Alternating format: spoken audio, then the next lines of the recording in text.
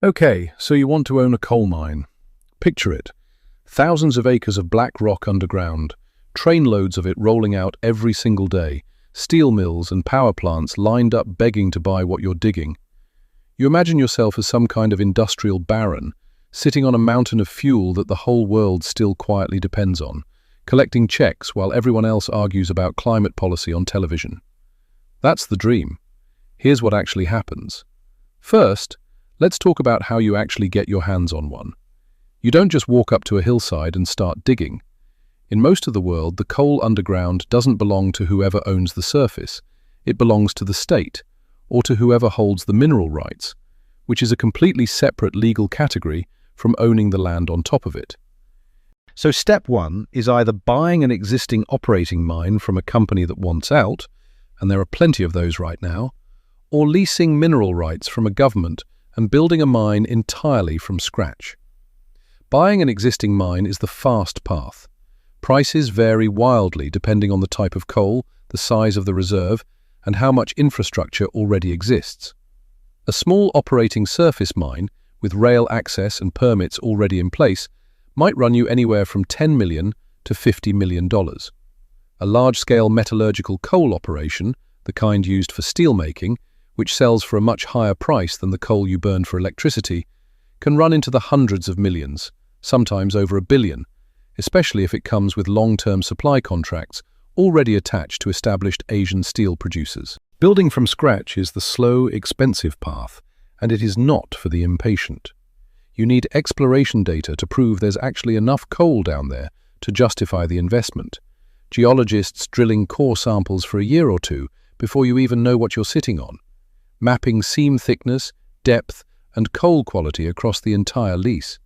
Then you need permits, and this is where a lot of dreams die quietly in a filing cabinet somewhere. Environmental permits, water rights, land reclamation bonds, mine safety approvals, community impact assessments. In the United States alone, it is common for a new mine permit to take 5 to 9 years to clear, and that's assuming nobody sues you, which somebody usually does. Environmental groups, downstream landowners, indigenous communities with ancestral claims to the land, all of them have legal standing to slow you down, and all of them regularly use it. So let's say you've cleared that hurdle. You've got your reserve, your permits, your mineral rights. Now comes the part nobody puts in the brochure, the real cost of actually building the thing. An underground coal mine needs shafts, ventilation systems, conveyor systems, and increasingly, long-wall mining equipment, those massive mechanized cutting machines that shear coal off the seam in one continuous pass, moving hundreds of tons an hour, while automated hydraulic supports march forward behind them. A single long-wall system alone can cost $40 to $80 million, and you typically need spare components and a second unit ready to swap in when the first one needs maintenance, because downtime on a long-wall face can cost hundreds of thousands of dollars a day in lost production. Add processing plants to wash and sort the coal, rail spurs or truck fleets to move it, water treatment systems, electrical substations, and worker housing if you're somewhere remote, and a mid-size underground mine can easily run past $200 million before you've sold a single ton.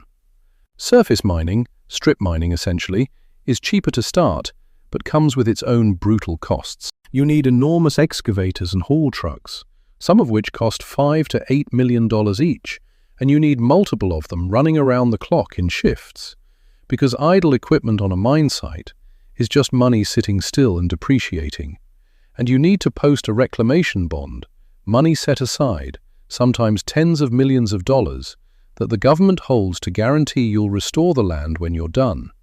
You don't get that money back until decades later, when the mine closes and passes a full environmental inspection, sometimes involving replanted forest, restored waterways, and soil testing that can take years to clear. Here's the trap almost nobody sees coming, and it's the same trap that swallows every extractive business on Earth. The money goes out years before the money comes in. You are paying interest on loans, paying salaries to geologists and engineers and safety inspectors, paying for permits and bonds and steel and diesel for years before your first shipment of coal ever leaves the property. Meanwhile, the market you're selling into can shift completely during that window. A coal mine you started permitting when natural gas was expensive can open 5 years later into a world where gas is cheap, and half your buyers have switched to gas-fired plants. This is not a hypothetical scenario dreamed up for a script. It happened to entire regions of American coal country through the 2010s, when cheap shale gas from fracking undercut coal-fired power faster than almost anyone in the industry expected, and mines that had spent a decade and hundreds of millions of dollars preparing to opened into a market that no longer wanted what they had, forcing operators to sell assets at a fraction of what they'd spent building them. And that's just the entry fee. What happens next, how the money actually starts flowing once you're finally digging, is where most people get the whole picture wrong. There's a version of this business that's slow and boring and regulated to death. And there's a version that's fast, ugly, and far more profitable than anyone admits publicly. If you want to see exactly where that second version lives and how operators quietly make the real money in this industry, subscribe now, because we're about to get into the part of coal economics that almost never makes it into the documentaries. So how does a coal mine actually make money once it's finally up and running? The obvious source is thermal coal burned in power plants to generate electricity. This is the heavily regulated, low-margin side of the business.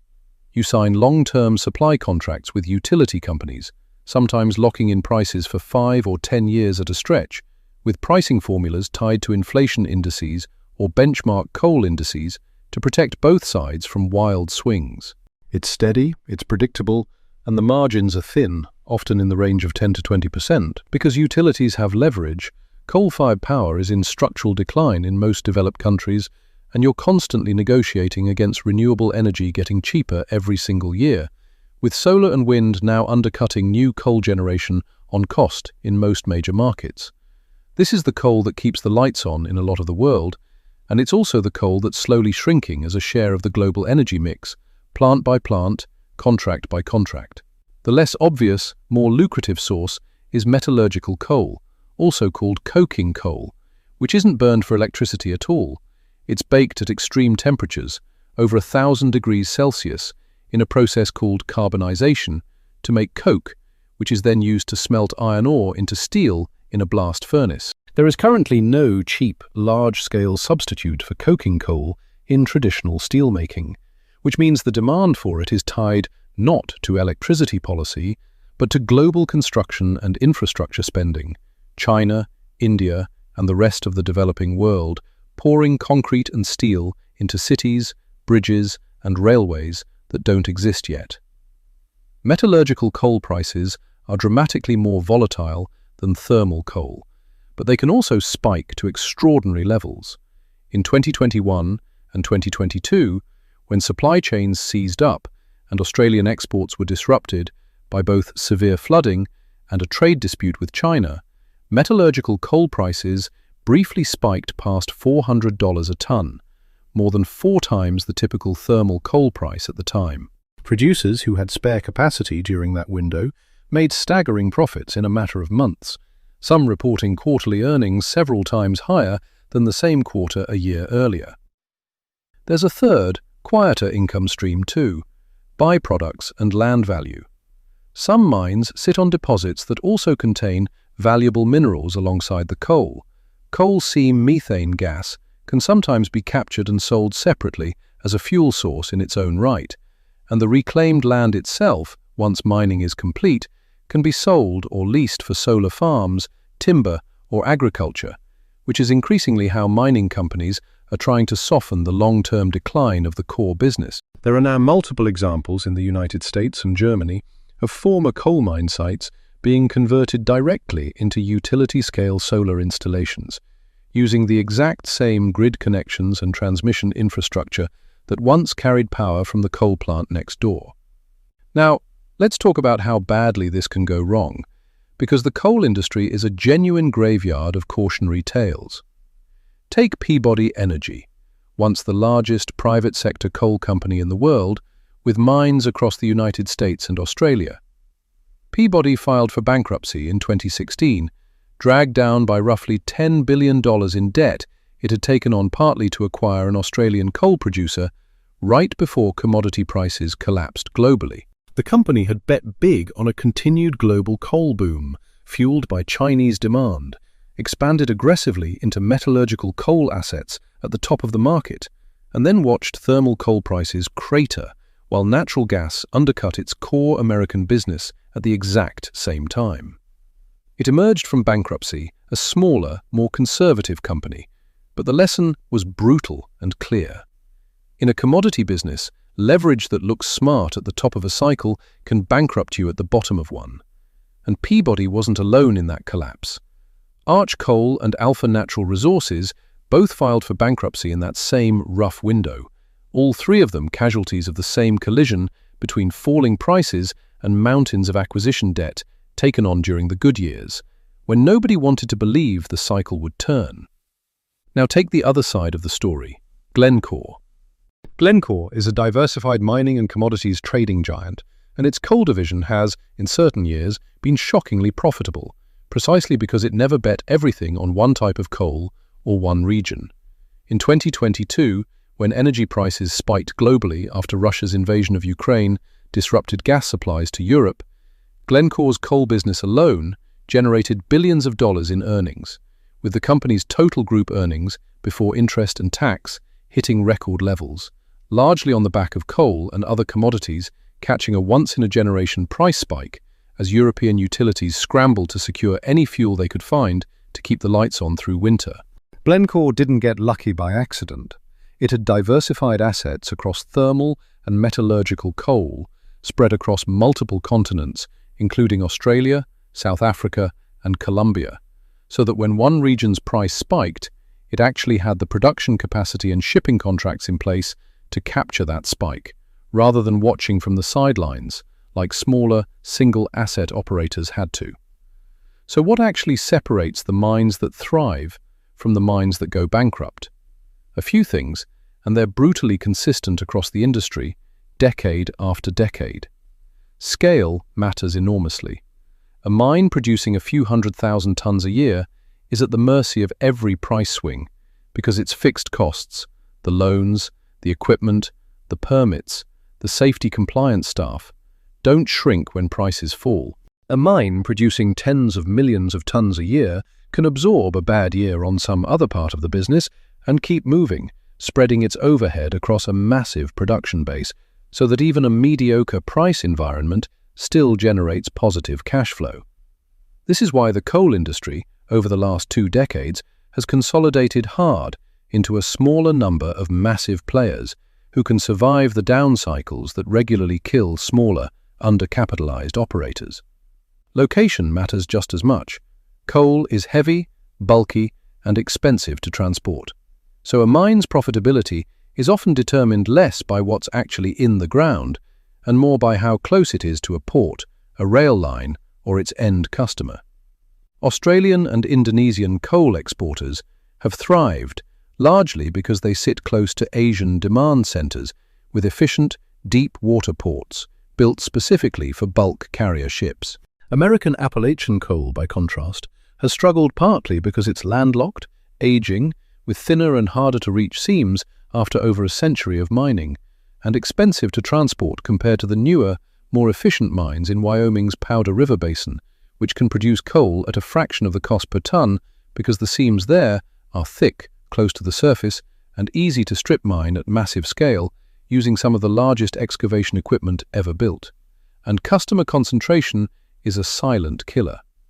A mine that sells 80% of its output to a single power plant or a single steel mill is one contract renewal away from disaster, because that customer holds all the negotiating leverage and knows it. The mines that survive long-term tend to have diversified buyers across multiple countries and multiple industries, so that a policy shift in one country, a plant closure announcement, or one customer switching to natural gas, doesn't sink the entire operation overnight.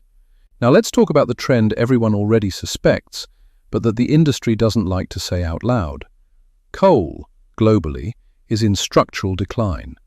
But that decline is not happening evenly, and it is not happening anywhere near as fast as the headlines suggest.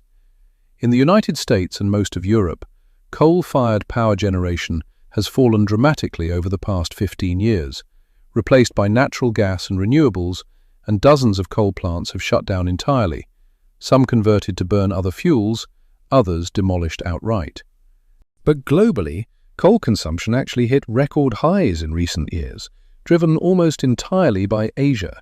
China alone burns roughly half of all the coal used on the entire planet, and it has continued approving new coal power plants, even while simultaneously being the world's largest builder of solar and wind capacity by a wide margin. India is in a similar position, using coal to power its rapidly growing economy, while it builds out renewable capacity in parallel, as an addition to the grid rather than a straight replacement for coal. So the honest picture isn't coal is dying. It's coal is dying in the West and still expanding in parts of Asia, which means the economics of owning a mine depend enormously on which type of coal and which continent you're actually talking about. Metallurgical coal has an even more interesting future because there is genuinely no mass-market substitute yet. And that's not a talking point, it's an engineering reality. Green steel technologies using hydrogen instead of coking coal do exist. Companies like Sweden's HYBRIT project and various pilot programs in Germany and elsewhere are actively working on it. But as of now, these technologies remain expensive, small-scale, and likely years, possibly a decade or more, away from being able to replace traditional coal-based steelmaking at global volume.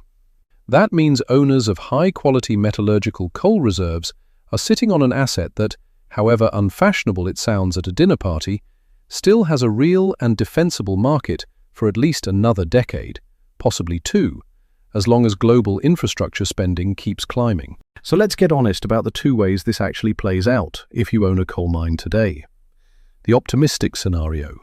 You own a metallurgical coal operation with good rail access, diversified Asian buyers spread across 3 or 4 countries, and low production costs thanks to a thick, shallow seam.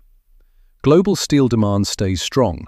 A supply disruption somewhere else in the world spikes prices the way it did in 2022, and you post a year with operating margins north of 40%, paying down debt fast and banking enormous cash reserves while the window is open, exactly the way several Australian and Indonesian operators genuinely did during that stretch, some doubling or tripling their annual profit in a single year on the back of prices they never could have planned for. The realistic scenario? You own a thermal coal mine, mid-sized, decent but not exceptional infrastructure, a handful of long-term utility contracts. You spend years locked into contracts with margins in the low teens, watching your biggest customers slowly announce plant closures and renewable build-outs on 10-year timelines, spending heavily on reclamation bonds and environmental compliance that keeps getting stricter every legislative cycle. And eventually, you either sell the operation to a larger consolidator at a modest multiple of annual earnings, or you run it to the end of its economic life and walk away once the reserve is exhausted or the numbers simply stop working. Not a disaster, not a fortune either. A slow, grinding, moderately profitable business that requires constant attention and constant renegotiation to survive in a world that increasingly doesn't want what you're selling, but that still, for now, quietly needs it anyway, one contract at a time. You are not buying a coal mine, you are buying a countdown clock, and the only question that actually matters is whether you can extract enough value before the clock runs out, or whether the clock runs out on you first.